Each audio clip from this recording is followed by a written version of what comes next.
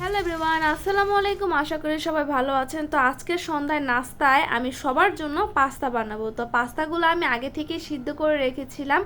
আর এদিক দিয়ে তেল ছাড়া দুটি ডিম আমি একটু ভাজা ভাজা করে আলাদা একটি বাটির মধ্যে উঠায় রাখবো, কারণ এটা পরবর্তীতে আমি মিক্স করব। তো এখন আমি একটু তেল দিয়ে পেঁয়াজটা দিয়ে দিলাম।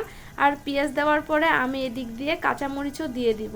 আর আজকে কিন্তু আমি একেবারে নর্মালিভাবে পাস্তা রান্না করব, কোনো সবজি ছাড়া, কারণ আমার বাসায় তেমন কোনো আজকে সবজিও নেই।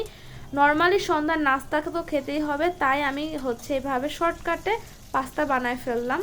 সবজি ছাড়া যে পাস্তা খাওয়া যাবে না এরকম কোনো কথাই নেই, সবজি ছাড়াও পাস্তা খাওয়া যাবে। তো আজকে আমি শুধুমাত্র পেঁয়াজ, মরিচ আর টমেটো দিয়েই এই পাস্তাটা বানাবো, আর খেতেও কিন্তু আশা করি অনেক ভালো হবে।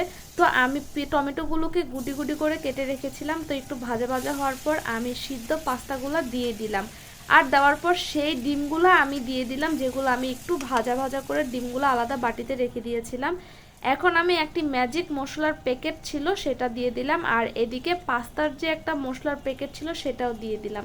দেওয়ার পর আমি কিন্তু খুব সুন্দরভাবে একটু নাড়াচাড়া দিয়ে এটাকে ভাজা ভাজা করব।